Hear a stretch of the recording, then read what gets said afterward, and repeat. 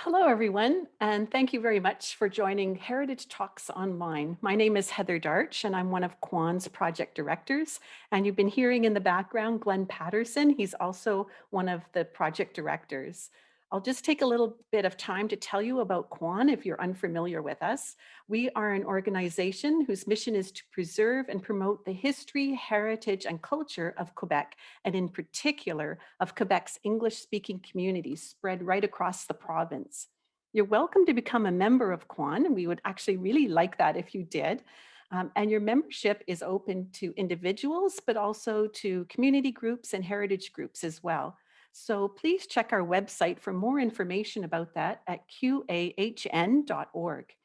And that website will tell you more about what our projects are all about and what we do, and all the different community groups that are spread right across the province. And you'll also discover our news magazine called Quebec Heritage News.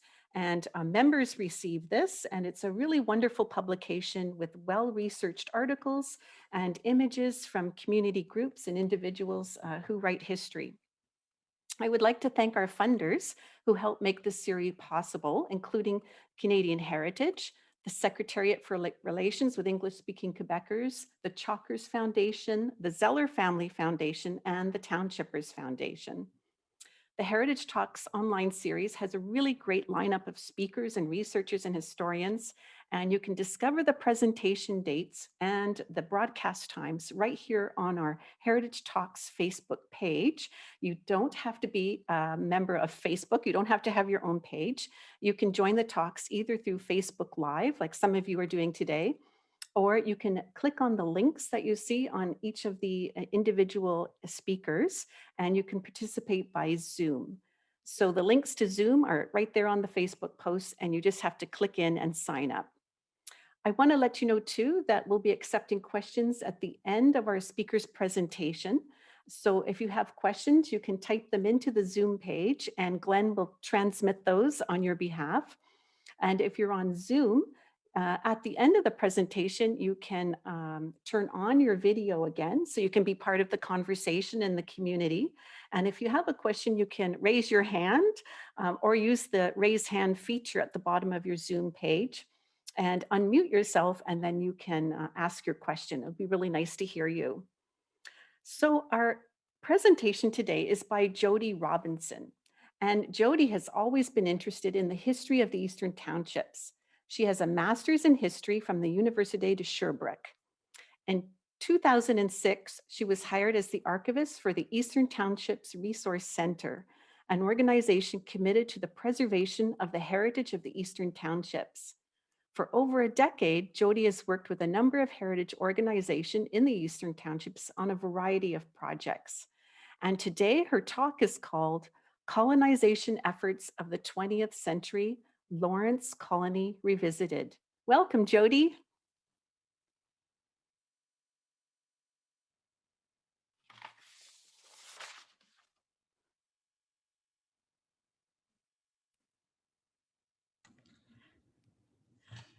Hi, Glenn. Oh, okay.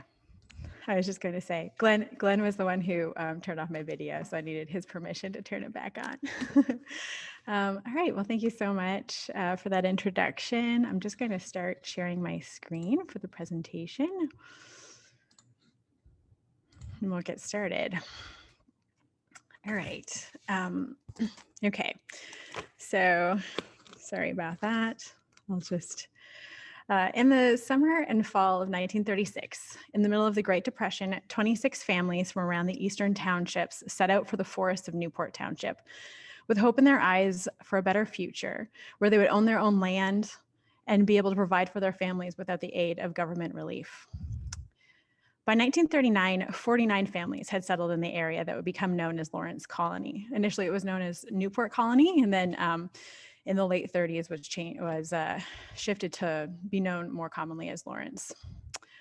This particular colonization community was part of a larger provincial and federal government initiative to draw the unemployed from the urban slums created by the Great Depression to unsettled lands across the country. This initiative fit into a back to the land movement that the government had conceived of in the 1930s. This initial part of the movement was mostly to match potential farmers with available land. And this was one of the things actually that kind of drew me into this topic a little bit. I mean, there are many interesting things, but part of what I wanted to talk about was the origins of Lawrence is the idea that in the 1930s, there was a back to the land movement. I think from our 21st century perspective and the amount of urbanization that has happened over the last 100 years, like the idea, the notion that there weren't very many people in rural areas in the 1930s is kind of funny, at least it is to me. So we'll sort of talk about that. And then, but like part of this back to the land movement was then expanded on later plans to provide various subsidies to help families that were reliant on relief, government relief, to settle on land, which they could eventually buy for a nominal sum. In the 1930s, much faith was placed in colonization and what it could do for the province and for its people in the face of this huge economic and social struggle as well that was caused by the Great Depression. And so more specifically in looking at colonization and the hope it could bring to those that were settling in Lawrence Colony in the Eastern Townships, the president of the Eastern Townships Protestant Colonization Association, in surveying the possibilities of colonization, in particular to Newport, declared in 1938 that they may look forward with confidence to the final success of the Newport settlement. Then we fast forward 30 years to 1969. Only 17 of the original 49 families are still on their lots in Lawrence. So most of these other lots, available lots, there are people who are living on them in 1969. However, just of the original people who were first settled in Lawrence, there are only 17 remaining. Of those 17, only 7 hold land deeds to their deeds to their land. So imagine working the land, trying to clear the land to be able to farm, building your home, often from the most meager of resources, even helping to build the road to get to your property because there was nothing at that point when you first arrived, and doing this for 30 years, and then not even having the rights to the land into which you've poured your blood, sweat, and tears for decades. Oh. In 1969, a report appears in the Sherbrooke Record about the plight of those in Lawrence Colony. The journalist Ivy Pankovich publishes a petition signed by 26 colonists, which is accompanied by an article on the hardships, poverty, and broken government promises experienced by many of those in the colony. At the time, the petition garners strong reactions, both good and bad, from the colonists, ranging from demands of retraction to expressions of appreciation for bringing the situation of the community to light. A year later, in 1970, Nora McCardle finalizes her master's thesis on Lawrence Colony, where she calls out the failure of the colonization efforts in Lawrence. So how did Lawrence Colony go from a beacon of hope to those fallen on hard times during the Depression to a community largely made up of people whose hard times and poverty were still part of their everyday lives? Today, I hope to explore some of the context that led to the creation of Lawrence in the early efforts and trials of the colonists and then the surrounding communities to support this initiative. And then to look at why it failed as a colonization initiative. So not so much to tell the stories of each individual person or family in the colony, because they're quite varied, just as so many of us have different experiences, even though we live in the same place. But Lawrence, it started as this idea of being able to start a colony that then would create a community of self-sufficient farmers, and how that in its initial foundation was ultimately not a success, when you see that 30 years later, still a lot of these people didn't have the rights to their land. Oh gosh, this looks okay, sorry. Anyway, sorry. That slide did not turn out the way I wanted it to. Anyway. So to understand and like also I just wanted to say why how I got into this topic when Heather was asking me what I wanted or when Heather asked me if I was interested in giving a heritage talk, and I was sort of thinking about what topics I might want to give or talk about. I had just actually come off of working with a bunch of documents from the Eastern Townships Protestant Colonization Association. And so this association, some of these documents had come to us about 10 years ago, and I had just recently started to go through them and process them, and that's archival terms, at the ETRC, which is where I'm the archivist.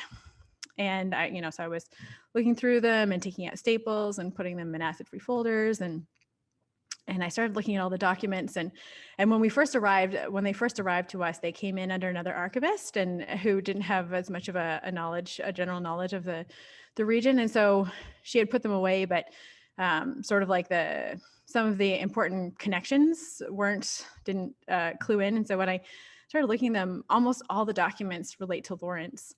And it was just so curious, like, okay, why does this Colonization Association only deal with Lawrence?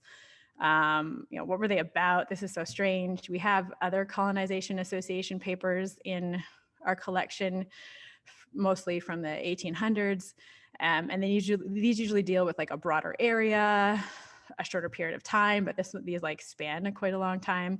So anyway, I had already sort of gone down the rabbit hole of looking into the association and how they came to be and how they played a part in Lawrence. And so that was why I just thought, I thought it might be an interesting topic to come back to.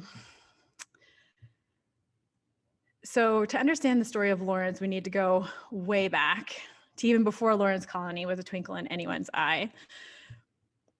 As I mentioned earlier, the early part of the 20th century had brought a large shift in the population from rural to urban, which brought with it new obstacles that had never previously been faced during times of economic depression and recession.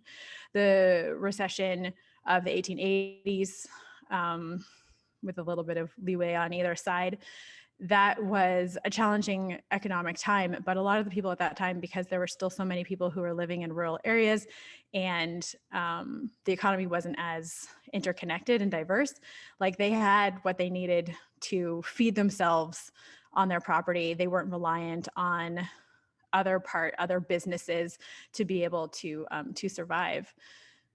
However, with the loss of jobs during the Great Depression and with the large amounts of urban population, it meant that there were growing numbers of unemployed people in the cities with no way of supporting themselves. In the past, up until that time anyway, till the Great Depression, relief support, or also known as welfare, sometimes called public assistance, was the responsibility of the municipality or the city. And so they would provide relief support, and this was aided through charitable organizations rather than receiving direct support through federal and provincial governments. However, as the Depression deepened, the number of those seeking help from the municipalities grew to unprecedented numbers. And so as we get into the early 30s, municipalities were feeling the strain on their budgets to be able to support all of these people. Sorry, my eye. To help deal with the growing crisis, the federal government passed annual unemployment relief acts from 1930 until the beginning of World War II. A lot of this money went to public works and direct welfare, but some of it also went to settlement efforts. And so the rationale for taking people out of the cities and putting them into unsettled land was sort of twofold. A process. Sorry, I have contacts and it's bugging me a little bit. So it was partly to reduce the strain on urban municipal budgets. So you take people out of the city limits, put them into the country, so then they're no longer dependent on the city for relief. And then in turn, it was to reduce those who are dependent on government relief by turning them into self-sufficient farmers. So that kind of, eventually would solve the problem for everybody. And this was kind of the thought. And this brings us to Canada's Back to the Land movement. In 1930, Canada's Minister of Immigration and Colonization, Wesley Gordon, who was under the R.B. Bennett government, he had just come to power. And so he, was kind of surveying everything and trying to figure out, okay, well, I'm new to government. What am I going to do with, I apologize. What am I going to do with my time for that, and in my mission and work? And so he came to, I'm just going to, my eye contacts. He came to a couple of conclusions. So with growing unemployment, he decided to restrict immigration because, there's so many unemployed people, can hardly deal with them. We don't want to bring extras in. So that was step one. So we've taken immigration kind of out of his mission, and that leaves us with colonization. So he surveyed unemployed people, presumably across the country, and found them wishing to return to the land. And he also found that some of these people had been able to save money during the boom years of the 1920s and still had some money left of their savings to be able to purchase land. So what he did then was he connected various land-holding bodies from the federal government and provincial governments, as well as the Canadian Pacific and National Railways, and to be able to inventory the land so that those wishing to acquire farmland could just contact the colonization branch of the immigration department and to be able to make their request. Kind of like a central clearinghouse. Hopefully my eye gets better. Okay. And so, rather than these people who wanted land to have to contact a bunch of different places to figure out, if there was land in a particular place that they were interested in, they would just be able to contact the colonization department, and then they would tell them where the land was. So this government back to the land movement was not intended to provide financial assistance, however, to those wanting to go back to the land. There was a really entertaining article in the 1932 issue of Maclean's. A lot of the old Maclean stuff is available in their archives. It's pretty entertaining if you ever want to go back and look at it. And so in this article, it talks about the Back to the Land movement and gives a success story. In it, it tells the story of a Toronto carpenter who was very good and saved money during the boom years of the 1920s and then fell on hard times. Not wanting to burden his aging father out on the farm, he uses some of the remainder of his savings to buy a farm in Peel. To quote the article, Bill intends to make carpentering a sideline to build up his property until he is a successful produce farmer. He is hopeful, ambitious. His wife likes the farm, and the children were never happier or healthier. His whole outlook is changed. Instead of looking forward to the time when savings would be gone, to the breadline, or to living with his father, Bill is started on a life work, farming, which is just like so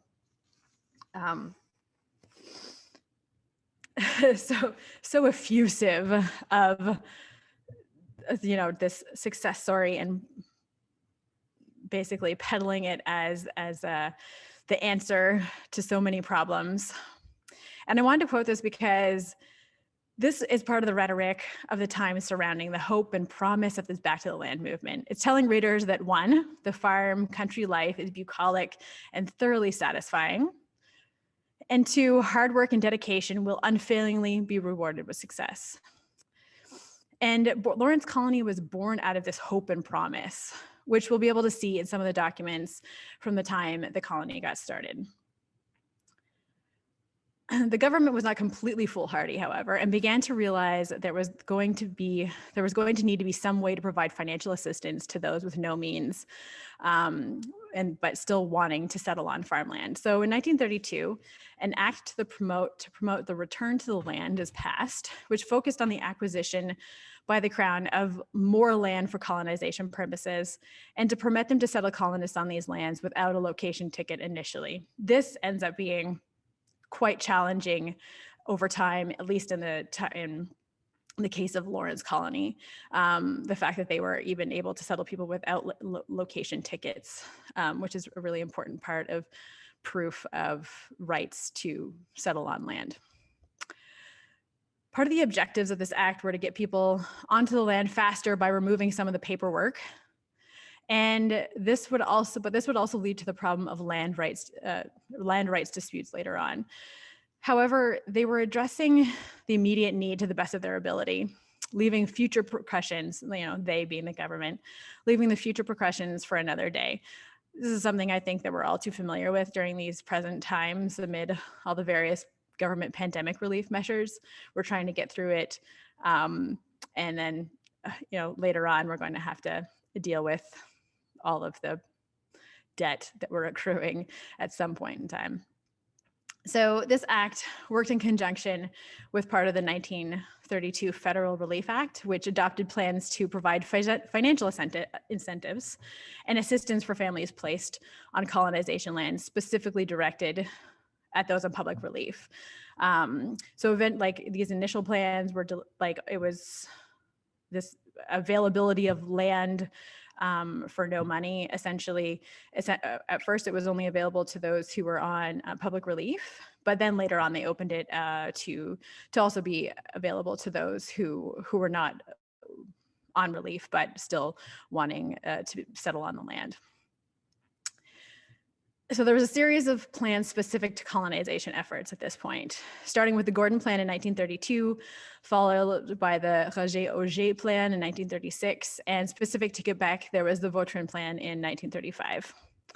So the main funding points of these plans were to provide subsidies, financial assistance, including money for building materials to build your home, as well as potentially to purchase equipment for farming, to purchase livestock, seeds, this sort of thing.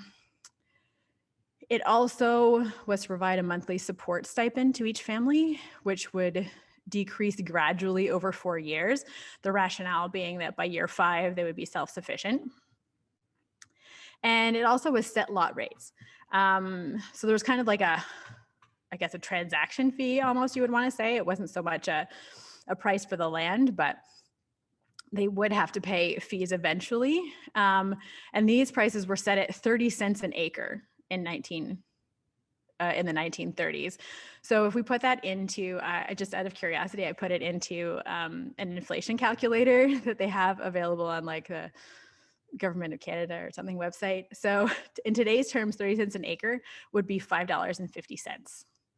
And lots were typically 100 acres. So that would be $30 for the 100 acres. That's $550 in 2020. However, this was still, at that time, this was still a significant amount of money. But fortunately, theoretically, these prices, even these fees, could be offset by clearing bonuses. So if you cleared a certain amount of land, you would be able to reduce the amount that you owed on your acres. Specific to Quebec, the Vautrin Plan, because Quebec was like really into this. They, it's all in. They put in, set in place a bunch of acts as well as relief or support and subsidy plans to be able to really get on board with this back to the land thing. And this included extra assistance for those in distress in the winter, as well as, so it also included money for a house, for building a house. It was also not restricted to those on relief, as I mentioned before. And it also gave provisions to be able to allow settlers to earn money by building roads and churches in their colony. It also made provisions to provide grants for colonization societies. So, and this is where the Eastern Townships Protestant Colonization Association comes in, who would then distribute funds to the colonization communities. All said and done, there was theoretically up to $1,200 in 1930s money available annually for each family. Second.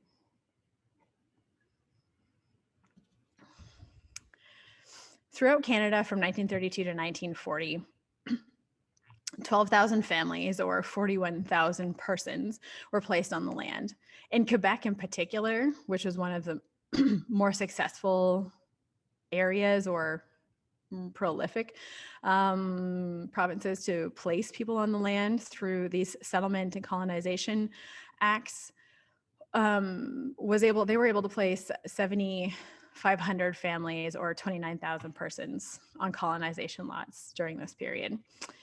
In Quebec, the placement of families for colonization was primarily orchestrated through the existing settlement societies and the church. These were not a new thing in Quebec. In the province, they had existed in various forms through the 1800s. As I mentioned before, you can find the records of various colonization societies all over the place. And then there was even a bit of a resurgence in the 1920s in Quebec with the passing of the Colonization Societies Act in 1925. So there was always this higher interest in colonization or more active public and government involvement in it. And so particularly in Quebec, these societies were responsible for recruiting and assessing the applications for potential colonists, with final approval still resting on the Department of Colonization.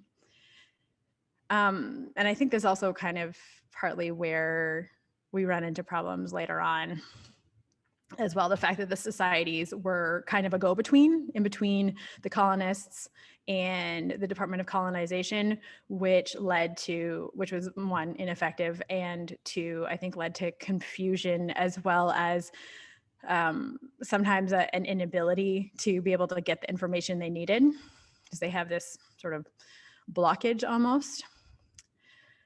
And so with the Vautrin Plan, we enter the Eastern Townships Protestant Colonization Association. With the enactment of the Vautrin Plan, we see in particular at least 4 Anglican colonization societies in 1935. So I said the societies were connected, could be connected to the church. And in this case, it means either the Catholic or the Anglican diocese.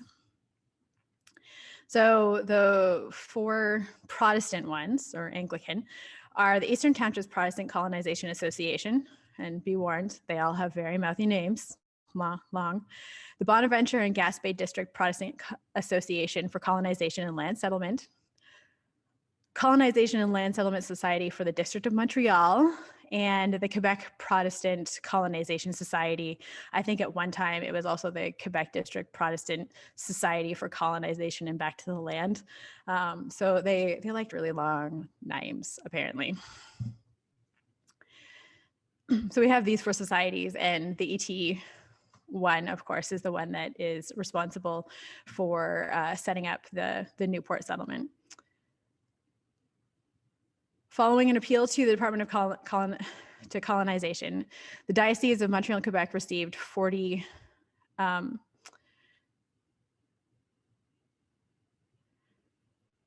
so the Diocese, the Anglican Diocese of Montreal and Quebec, they received 40 100-acre lots in Newport Township here in the Eastern Townships. Those would be the ones administered by the Eastern Townships Colonization Association. And then they also received, as part of their petition for some lots, half of a township in Rouyn-Noranda in the north. And so now we're getting into where is Lawrence Colony and Newport Township anyway. So we're going to get into the specifics, nitty-gritty of it all. Okay, so this is my slide that didn't turn out as well as I wanted it to, because the highlighting didn't work the way I thought it was going to. This might be because of the form that I'm using. Anyway, so the highlighted part on the left-hand side, that's where Sherbrooke is. So if you're looking, you're thinking, imagining the southern area of southern Quebec, we have Sherbrooke. And then if you go east of Sherbrooke, there's in highlighted, which you can't see through. I'm sorry, I wish I had noticed before. That's Newport Township.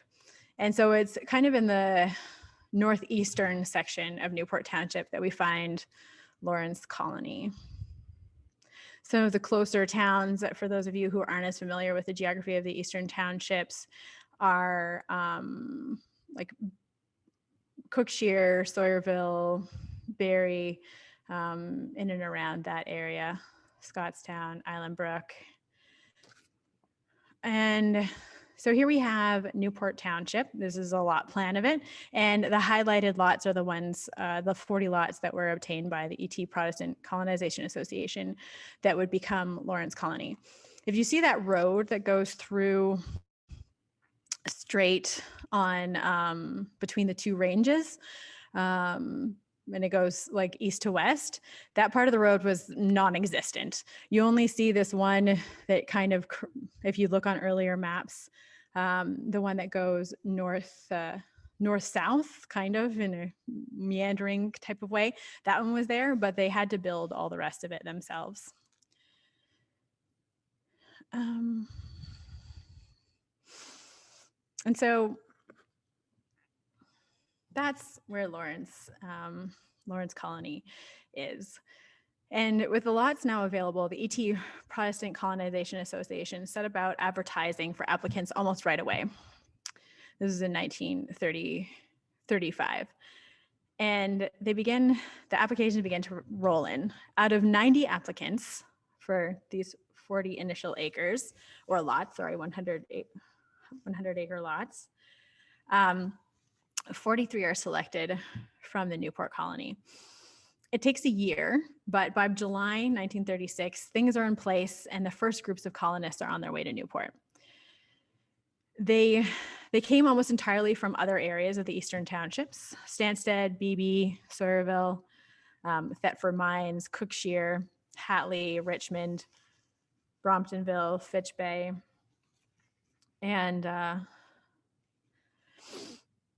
and so in selecting those most suited for colonization, the applicants, like that was the point of these colonization societies, is kind of like to assess whether these people would be able to be good farmers or not, in as much as you can assess that from a series of pieces of paper. So the applicants were assessed on things such as previous farming experience, endorsement by representative of their local parish, references from former employers, etc. And then, so once they were approved, the men went first, leaving their families behind while they worked on the road to the colony and to build houses to live on. So we're talking about, this is July and August of 1936. So I don't know about you, but I feel like just a few months to build kilometers of road and clear enough land to build a house and then also build a house on it is a bit ambitious to get it done before the winter, but that's how it went. And so just months into this whole endeavor, the Sherbrooke Daily Record gives us some insight into the early struggles. In October 1936, an article appears outlining how these men who have been working to build a road with the understanding that they would be paid for the work have not yet received any money, and that they have not received the supplies to build their homes either. So this is in October. We have winter coming. Fortunately, some of these, they weren't reliant on having these houses built for their families because they were staying sometimes with other families before moving to the colony, etc. But still, you're heading into winter and they don't even have places to stay in many cases that are actually on their lots. The president of the ET Colonization Association claims that the funding contracts from the government were canceled and petitions to have them reinstated hadn't led anywhere. And so the Colonization Association is aware of the problems, and they're petitioning to the government on behalf of the colonists in order to get the money that they deserve, which again is just this like multi-layered process to be able to get to the funding that they deserve. It just complicates things. A couple weeks later, there is a public reply from the local MLA, Compton MLA, whose name was P.A. Sherman. So his replies to these problems and defending himself essentially were that there were delays caused by the August election. So there was an August election in the province and the subsequent changeover. More interestingly, however, or at least I thought it was pretty interesting, is that Sherman states unequivocally that he's completely against the colonization plan, arguing that settlers should be placed on vacant farms instead of uncleared land. On this particular point, it's perhaps rather prescient of a statement, just in looking back at the challenges of clearing land and making it arable, now that we understand that a bit better. So on that statement, I'm somewhat inclined to agree with him. However, he also states that he was informed on good authority that some of the colonists were only in it to get what they could off the land and to get what they could out of the assistant program, kind of like milking the government for everything they could, and then plan to abandon the lots. This is, I mean, and the fact that like this government official is posting in the newspaper saying like, oh, I bumped into some people who told me that these colonists aren't what they're like, they're lying to me. They're just out to get what they can. It's incredible. I mean, it's just incredible to me that this is how it would go. So then what happens is there's that, then he goes back to the colonists and he says, okay, like, you know, I want to make sure that you're the real deal. So I'm not going to let you cut lumber or timber off your lots because, you know, only if I make it as hard as possible can you prove to me that you're actually mean, that you want to, you know, are in it for the long haul. And so he decides, okay, like if you're agree to that, then I'll make sure that we can get the funds to be able to build your houses and get you the money for that, which they were entitled to anyway. Like it shouldn't have been his decision. And that's kind of the crazy part of it too. And so then he meets with them, he does this, and then he's like walking out of the colony again, and he bumps into some more people in another town. And then these people then tell him like the colonists are lying to them. And this is the section of the article that you see here, where he's telling them that he would recommend that they would get the money. And then it says, like on learning this, I wrote the colonists telling them I had found it that I had been deceived by them. And knowing this, I could not ask the government to build all these houses. And then he just goes on to say he's sorry that the Colonization Association has also been deceived. And oh my goodness, it's just like this crazy thing.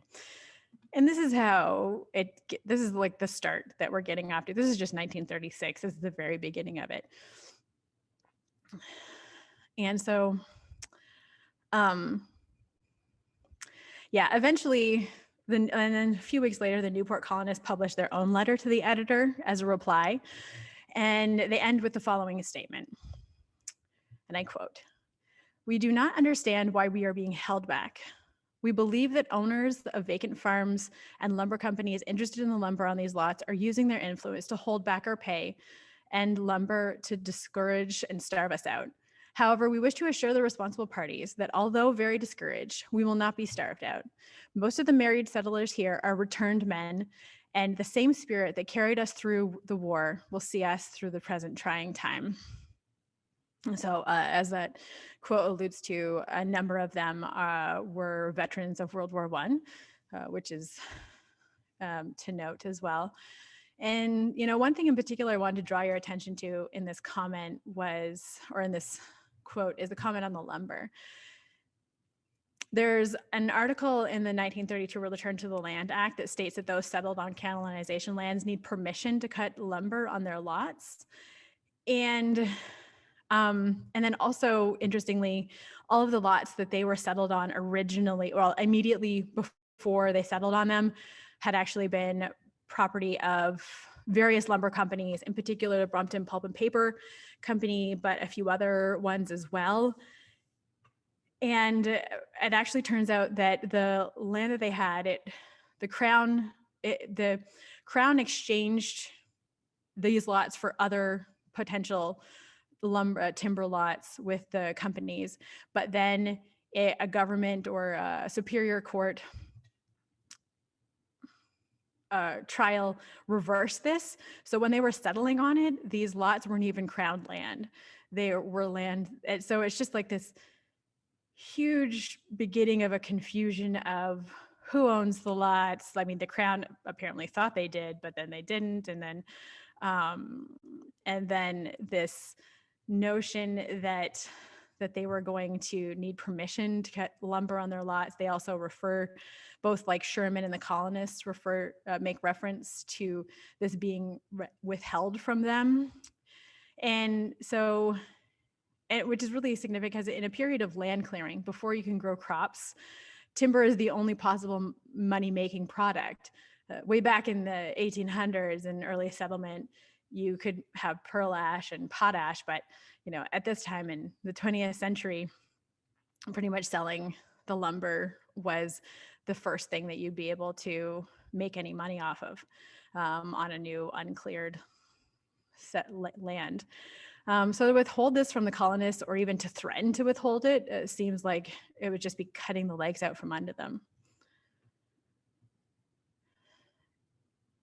Following that, however, everything was more or less smoothed out in the end, and a number of the colonists, Sherman, publishes an apology, and you don't see too much more about it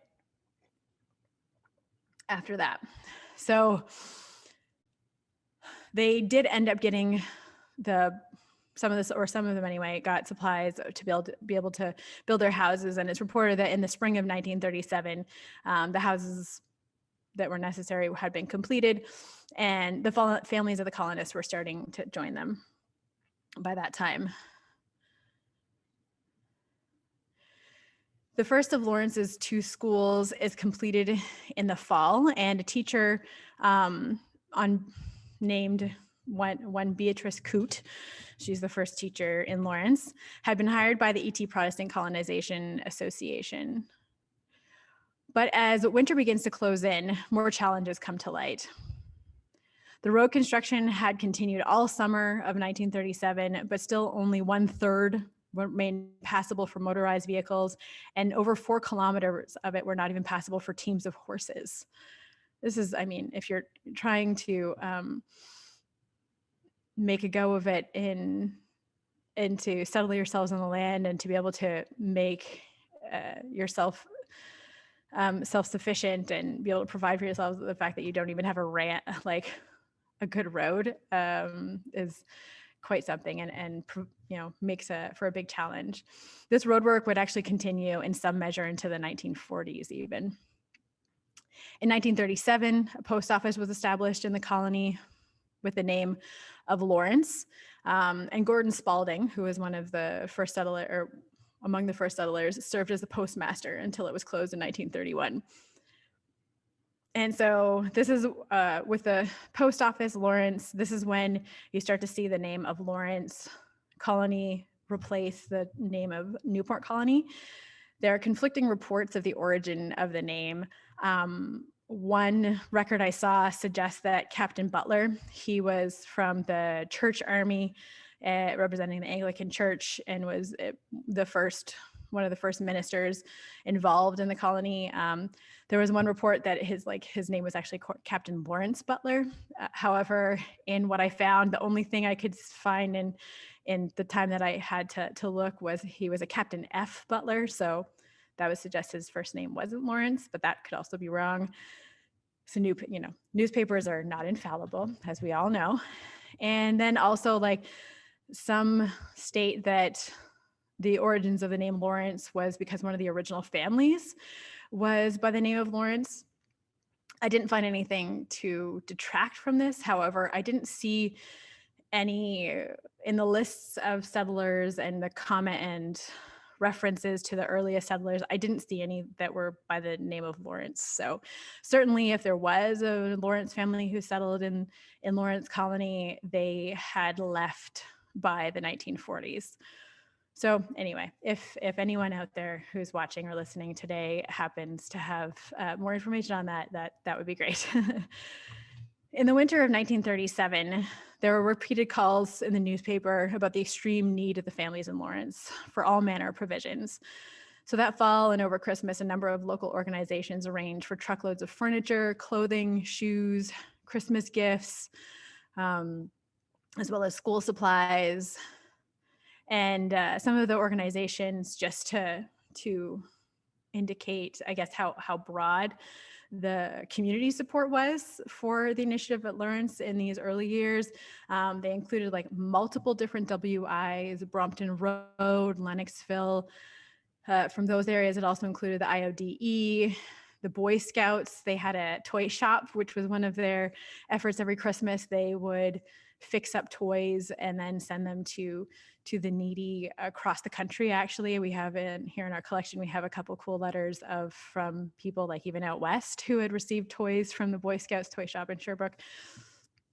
And so the children received that. And these are just, and this is coupled with like a number of various churches and parishes that were all supporting the people of Lawrence in the ways that they could in these early years. So between reports of need for support for the colonists, there are peppered other articles in these early years in the 30s and 40s, praising the achievements of Lawrence in comparison to other colonies in the province and declaring again and again that this initiative would be a success.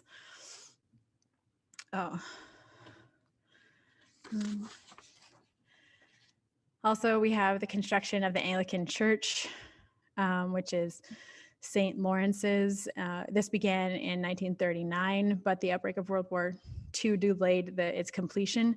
This is the church. I apologize for the quality of some of my photos with the restrictions and everything and time. I wasn't able to track down better quality photos in some cases, so this is what I had available. So this St. Lawrence's was completed in 1941 finally, and consecrated at that in September of that year.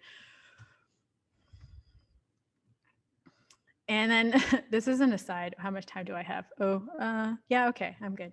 I think I've got time for this.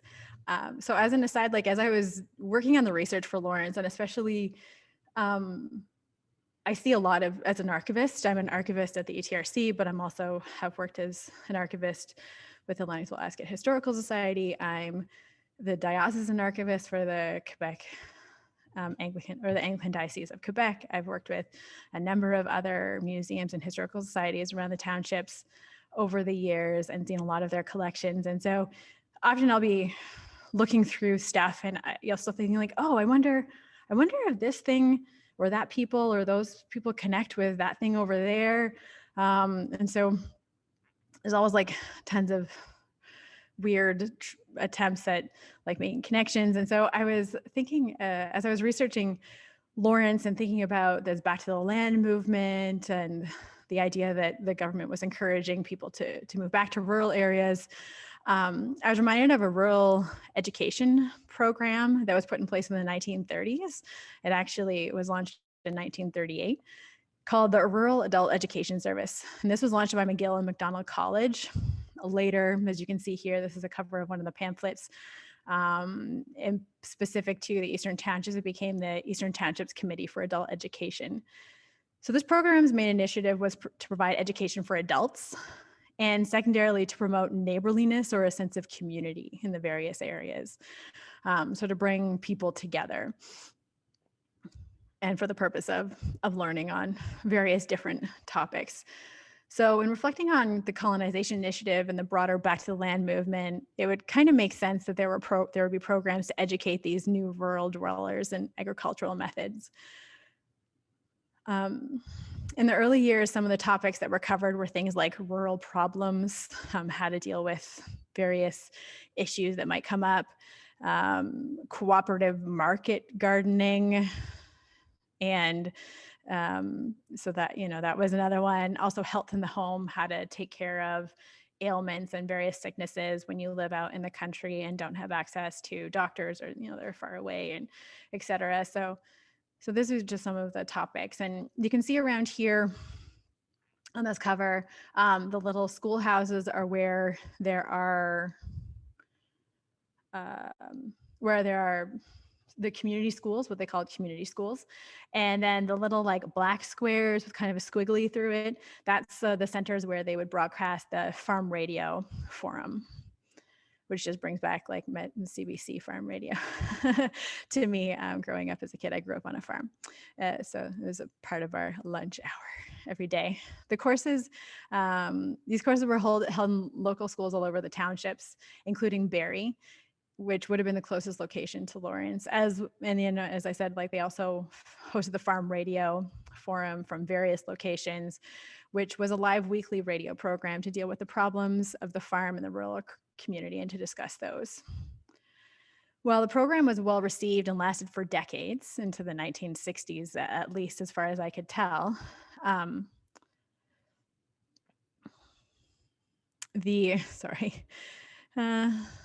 Where was I? Yeah. The people of Lawrence, it was well received, but the people of Lawrence were unlikely to have benefited much from it. With bad road conditions and very few owning vehicles, it would have been difficult for them to attend weekly classes, even though, theoretically Barrie's not that, in today's terms, not that far away. And given that many colonists didn't have electricity for many years, they wouldn't have owned radios either to be able to listen into the farm radio forum. So I think it, was very popular, but it might not have reached all of the audience some of the audience that would have most or would have benefited a lot from it as well. Those who are more isolated left a little something to be desired. But I think it's so fascinating. So I like to revisit the Rural Adult Education Service when I can. As the years rolled into the 1940s, the people of Lawrence Colony were able to earn money from timber on their lots, which was in high demand because of the war. So this was, clearly they were able to cut the timber and sell it on their lots. But again, they were still years of need. And challenges. A number of them also went to Ontario yearly to earn money for harvesting tobacco. And there continued to be the occasional story along through the 40s of the successes and progress of Lawrence and Sherbrooke Daily Record.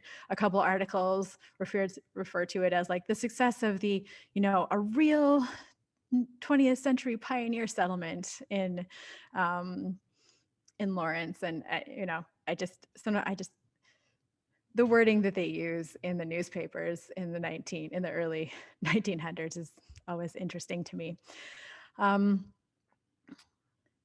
so nonetheless, the ET Protestant Colonization Association continued to support the colony in various ways, in ushering them or, supporting them through this early period. In particular, some of the things that they paid for or supported them with was the payment of property and school taxes, payment of emergency bills in some cases, including like doctor's bills, the subsidization of the teacher's salary, and as well as for paying for school lunches. And they were also continued to be aided by various charitable organizations and church denominations. By the late 1940s and into the 1950s, however, eking out a living on the land continued to be a challenge, and community support began to wane. You see at least less evidence in the newspapers, and then also the research from McCardle in 1970s suggests she interviewed some of the original colonists, and their perceptions were similar. And so while many of the colonists were able to have the basics, enough food to eat, a roof over their heads, they weren't able to make much, if any, money off of their land. Over half of the original colonists from the 1930s had left and been replaced, sometimes many times over. You would see the changeover of on a lot to be, 3, 4, or 5 different owners over the 30-year period. And in fact, the first person to receive their land deed only did so in 1952, the first colonist. And this colonist had worked the land for 15 years before acquiring the deed to their land. which is considering the initial thoughts of the government was that they would, 4 years, 5th year, they're good to go. We're talking 3 times that length in reality. In some cases, the delay was caused by the fact that colonists had not been able to meet the requirements of their location tickets, which required a certain amount of land be cleared and be able to apply for the deeds. But there were additional challenges caused by ineffective and confusing management of the land titles, which I talked about before. So we have like a confusion over who actually owns the land, the fact that some of them settled on the land without location tickets initially, and then just even the process to go from location ticket to land deed was a challenge and a confusing one by all the bureaucracy and paperwork and I think lack of information. By the time of McCardle's 1970 study, only 2 of the 17 original colonists were earning enough money through farming, and the majority of them were receiving so I should sort of say, in her study, she focuses, to a certain degree on the 17 original colonists, because again, she's looking at it as a colonization effort as well. And out of these 17, she was able to interview 10. So a bit over 50% of them, but again, it's not 100% representative. And so out of those that she had interviewed, the majority were receiving some manner of public assistance. Sometimes this was just an old age pension or a veteran's pension. But they weren't self-sufficient in the way that the government had envisioned or had wanted them to be through this colonization effort. When considering the origins of Lawrence Colony and the objectives of its founders, it's clear that this colonization effort didn't succeed in establishing a community of self-sufficient farmers as it had originally set out to do. And so some of the questions are like, why wasn't it able to achieve that?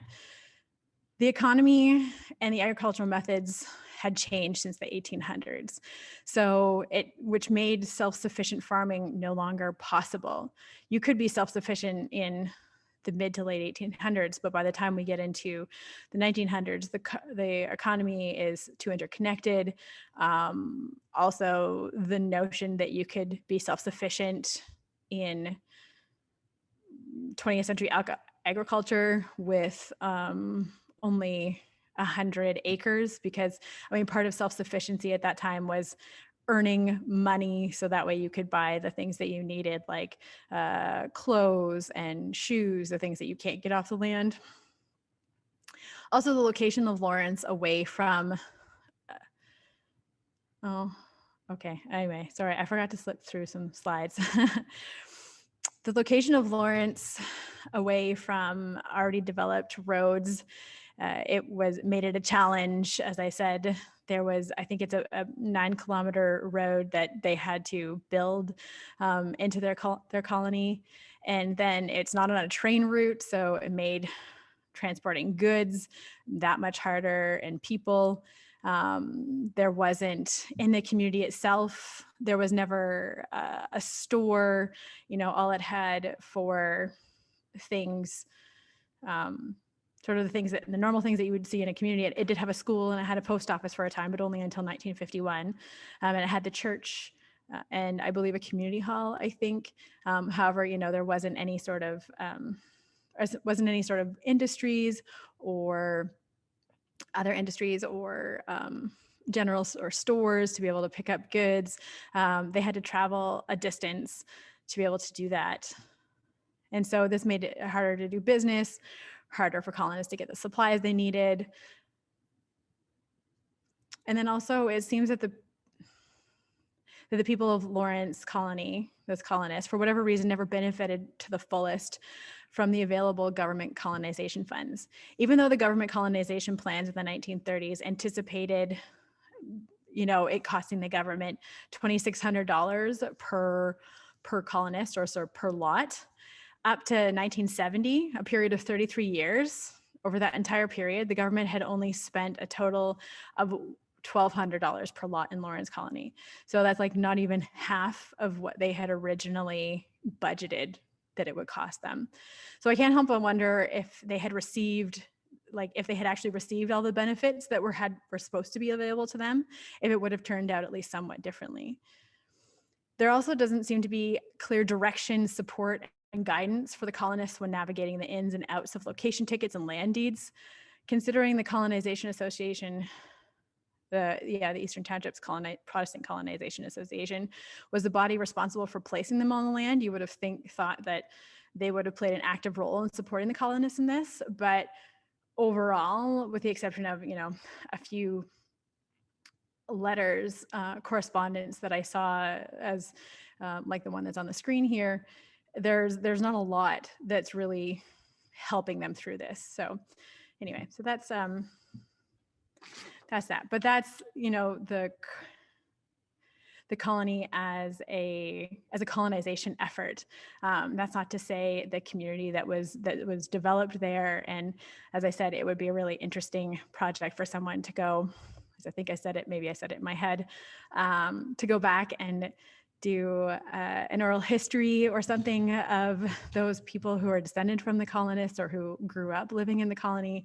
I was able to speak to one who was the daughter of one of the original colonists who settled there, and talk to her a little bit about her experiences. But to have something much more thorough, in particular, of the real life experiences rather than just the things that we can game from all the paperwork, I think that would be really interesting, and a study for maybe another person another day. But anyway, so that's my presentation for today. Thank you.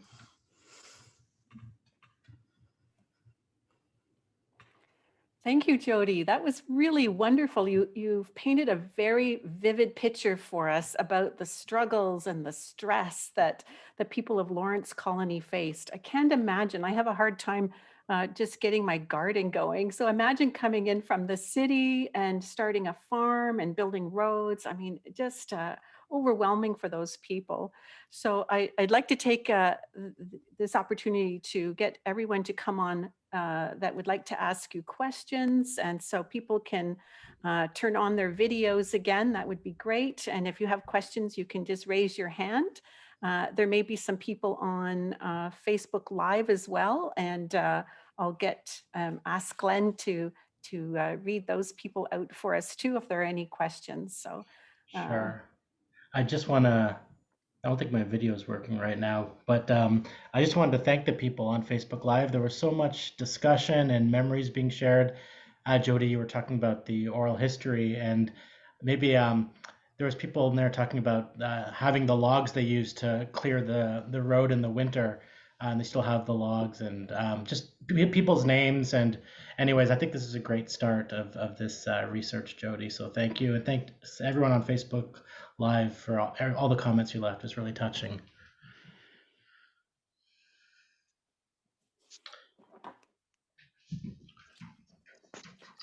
Maybe Jody, can you tell us what it looks like today at Lawrence Colony? I mean, I tried to do a Google search to see if I could see a street view, and not even the Google went up there. So I just wonder what it's like today. It's essentially, I mean, it's farmland, sort of farmland through the country. I haven't been through there a lot. A couple years ago, my mom and we go to the Canada First July 1st parade in Barrie, and we happened to, I think we were planning to go sorry, my contact is pogging. Just a second. There. Okay, I took one out, and now it's not going to bother me anymore. So we were going through from Barrie to eat lunch at Island Brook, and basically we ended up on some roads, and my mom was like, I think this is Island. Oh, we're in Lawrence Colony. So it's, it's like wooded farmland for the most part. I haven't been there since then. I had wanted to go and drive it sort of just as a refresher in preparation for this, but the weather and time was against me in the lead up to it. But yeah, so it's a lot, and there's like many fewer houses, of course, because like in so many agricultural areas, people have left for opportunities in more economic like availabilities areas and stuff like that. So yeah, that's what's there. And the church was deconsecrated a little while ago, so it's yeah, Not much left Yeah. then. not a huge amount now. We have a question from Grant Myers. Grant, why don't you turn on your microphone and let Jody know what's on your mind? There we go. Hi, Jody. How are you? I'm good. How are you? I'm fine, thank you. Jody, it was I really enjoyed your presentation. I sent a message to Glenn saying this reminds me very much of efforts on Canada's West Coast and other areas of Canada to turn Indigenous people into farmers that really had no experience of farming. And that was an initiative that started, of course, in the 19th century under the auspices of the Indian Act. I wanted to ask you, was there any evidence in the record that training was provided in any way, or instruction or anything that would really enable people, many of which are, I'm assuming, and perhaps this is an erroneous assumption, and please correct me if I'm wrong, I'm assuming had really not a lot of experience with agriculture before they were settled? Yeah, well, I mean, in the terms of Lawrence Colony, I didn't go. I wanted to, but I ran out of time, which is bad on me, basically, for my not leaving myself as much time for more research. I already, didn't anticipate that I would dive so deep down into it. I didn't go through all of the original settlers just to look at where they're, to find their obituaries and stuff like that. But for the most part, they did have, like, their families were in agriculture before. So they did have some experience with farming in many of the cases. To the extent of how much that was, that varied. And in some cases, I'm sure probably not, hardly any at all. In terms of training, from what I saw, there was nothing, like a lot of some of the early reports. And then this was kind of confirmed in the discussion that I had with the lady who grew up in Lawrence Colony, is like, you didn't see a lot of people. Even in 1970, in their interviews, this was one of the comments that came up, is like they were just kind of out there in the backwoods, and you wouldn't always see very many people. So it seems like they didn't really receive any support there. But yeah, so that's, which is really, I think, to the detriment of the entire effort. Okay, thank you. I see a question here from Pamela Dillon. She was asking if there was any connection between Bishop's University and the colony. No, the only connection that I saw anyway is that sometimes, like, because bishops trained Anglican ministers, they would have, especially like summer ministers, ministers in training, would go out and be the ones who would preach the Sunday services in the colony. But beyond that, that would be like the closest connection. But it was more like a bishop/Anglican church connection rather than bishops in particular. Right. If anyone out there, anyone in Zoom call, you can turn on your video now, and if you have a question, you can just wave your hand and we'll do it like that. I see Sandra Hurd. Let me just turn on your mic for you there, Sandra. Just give me a moment. I think you maybe got it already. Okay, yes. we just turned off. You're all good. Unmuted. And it's Fred, who's the person that grew up in Newport. So he has some questions for you. Hi, Glenn. Hi, Glenn. We can hardly hear you, so we're very close to this machine, but can you hear us? Yeah, Perfect. you're good. Okay. My ancestors goes back to 1792, and I think Jody, we talked to you a few weeks ago. And it's interesting because I have a question. My understanding was the BLAC stripped the land first. So in other words, the virgin timber was gone. It would be long gone by that time anyway, by the 1950s or 40s. And so there'd be second growth only. And I remember going there in the 1950s, and it was just stumps and stumps and stumps. And so they didn't have oxen then to pull the stumps like they did in the 1700s or 1800s. So it was really not prime farmland per se. Mm-hmm. And the advantage that the ancestors that I had, they were able to sell lumber, and they didn't strip their land. They stripped enough to sustain, and to grow their farms as they went along. And then they sold the lumber And once they built whatever they needed to build, they started selling. So they had a continual income from the lumber sales. And I think that's what really was missing. Am I right there? Yeah, I mean, well, so it was the British American Land Company owned that part of Newport Township as well first, and then later it went to, as so much of the British American Land Company stuff didn't end up doing much. After that, it went to the lumber companies, and there is I didn't necessarily see anything in my research specific about the quality of the lumber, the timber that was on those particular lots, but there is some allusions to the fact that there wasn't a lot that was ready to sell. And then in you have to manage it as you said as well. You have to, cut some, but leave some to grow. And then so you have kind of this continual thing. My brother does this still today.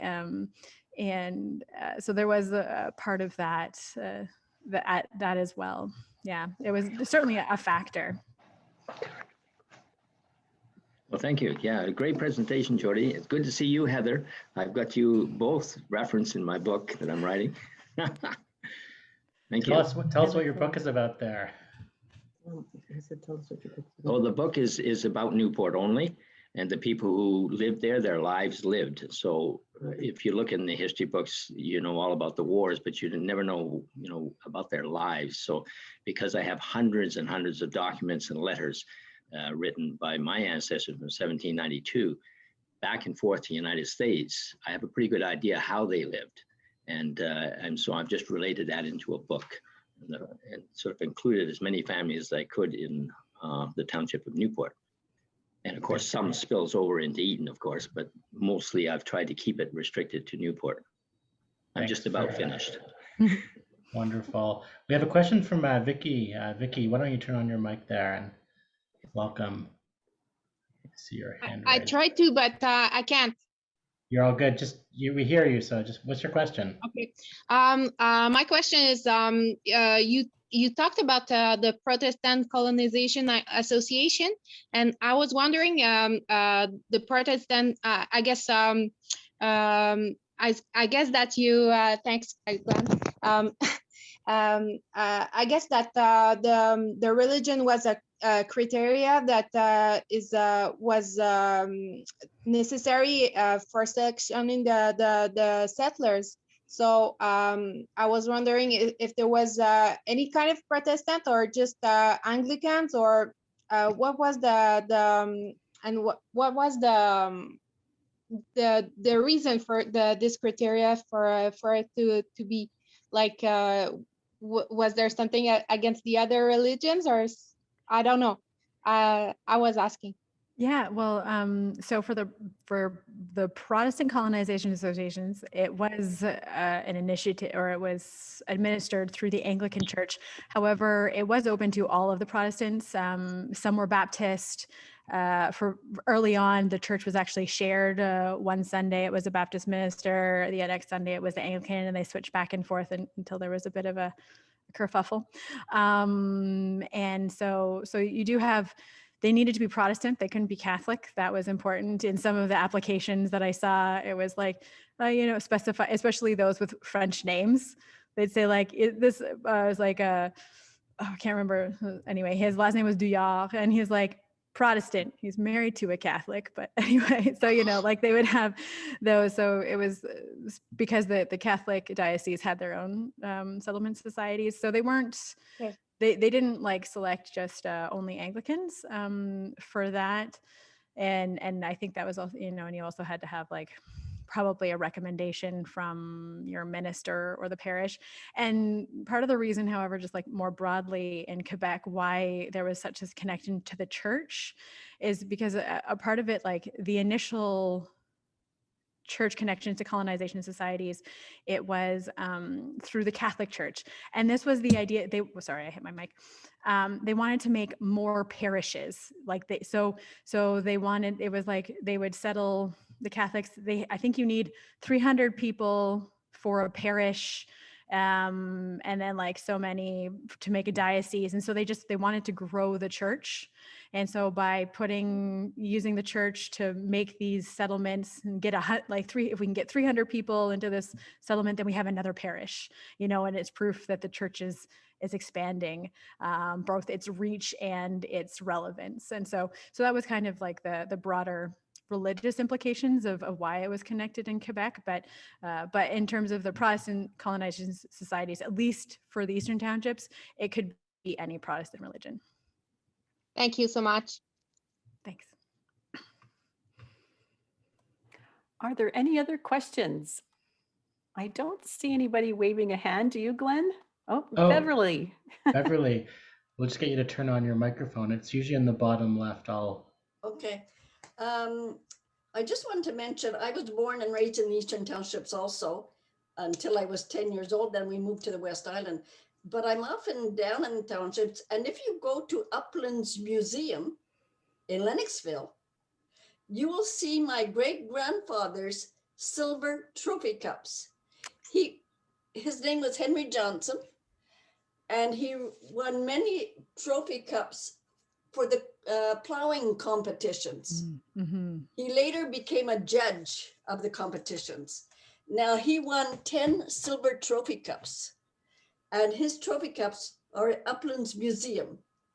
Also, where my first ancestor, Frank Johnson, born in England, settled in New Zealand. The town of Johnsonville, New Zealand is named after him. In 1850, he came to Quebec and settled in the Eastern Townships up just outside of Lennoxville, up on Nickel Road. So that property now is owned by my cousin. So it's 5 generations now have lived on that property. His name is Glenn Allen. That's so special. And I work at Uplands part of the time, and so I've seen the cups, and it's so nice to have such a long family legacy in the area. Yes. So that's all, and thank you. Great presentation. Thank you. I agree. Thank you very much, Jody. I think the questions have stopped now. Glenn's giving me, Elmer has a question, so I'll put myself on mute. And Elmer, go ahead. Can you hear me? All good. Yeah, I'm Elmer Parsons. For anybody that's familiar with the colony, you probably know Tom Parsons, the farm next to it. I would be his oldest son. Indeed, I still own land in the colony, the one that was Jack Swift's lot, Range 2. Okay. Matter of fact, Beaver Ridge Road, you may see in your maps, that was Beaver Ridge Farm, my father's farm. So, of course, I knew quite a few people in the colony as a kid. As you can tell by my looks, between the pandemic haircut and my face, I'm fairly old now. But the children of the colony went to the Island Brook schools. We went to the Berry schools. So we missed all the school bus fights between the two places. But for anybody who's interested in the colony, you can, I don't know if you got my email address, you can call and check out. I know quite a few of the original settlers and so on. Gordon Spalding, Burwash, Hegsman's, Listers, even Howard Moser. I can go on with other names. As a child, we knew the colony quite well. Child being, in my case, late 40s through mid 50s, late 50s. Okay, that time span. I still go back into the area. I still have land there and relatives. But any questions you have for me, go ahead. That's great. I would love, I mean, as I said, it's so interesting to talk to the people who lived it, because it's, part of the story of Lourdes Colony. So I'll have to get your email address. Probably Heather has it or something. Yep, I do. Okay, there you great. go, Jody. You've got some work now. And Elmer, thank you so much for joining us. It's really great to have someone w's actually from there, and who knows the area. From there. My father's farm, your dad. Colony. He bought during the Depression somehow. I think he had a wood business. Sell a little wood and buy land. You could get it cheap, but of course the problem with getting land, you had no money. But he got 400 acres right next to the colony. Some of it was good farmland. Then others as woodland. So as time went on, that combination of farmland and woodland, you could make a living. The ones settling that 100 acres in Colony, as you pointed out, they were pretty well doomed after they cut off the wood. Because a lot of it wasn't decent farmland. Yeah, that's what I had seen too, that a lot of it was not great, like arable agricultural land either. So it's just, I mean, sort of challenge after challenge, really. But it did give people a start. They could get started there, even if they left the place. They went on to more successful places afterwards. So to that extent, it wasn't a loss at all. Yeah, and that's a really good point, actually. As a jumping spot, not so much like not the colony as an ending place, but as a starting place. Yeah, you're right. Well, marvelous presentation, Jody. Thank you so much. I know that I had actually never heard of it before, and I've lived in the townships for 30 years. So you're it's like great way out to on the learn west. something new. Yeah, I'm in the western You're in the end. west. Yeah. We don't know those people out there. Point out, excuse me, the ones that questions about religions, the Anglican, the Lawrence Colony, Newport Township had one called St. Matthias, mainly for the French or Catholics, right? Yeah. That's great. Well, Jody will follow up with you for sure, Elmer, and thank you very much. I just wanted to let you know that we'll be back here again on Heritage Talks Facebook again, and then you can join us on Zoom on Thursday, February 25th. And we're going to have Barry McCullough from the Morin Centre speaking to us about the Morin Centre, which is a fabulous place in Quebec City. So that's this Thursday coming at 7 o'clock in the evening. So again, Facebook Live just here, or you can pre-register on Zoom again. So thank you again so much for everything, Jody. It was a real pleasure speaking with you and hearing your story. And thank you everyone who joined us on Zoom and Facebook Live as well. Again, thank you, Glenn, for everything that you do with the control buttons. And until next time, I wish you a very nice afternoon. It's a lovely day out there. So stay safe and thanks. Goodbye. Bye, Jody. Thank you. Thank you, everybody.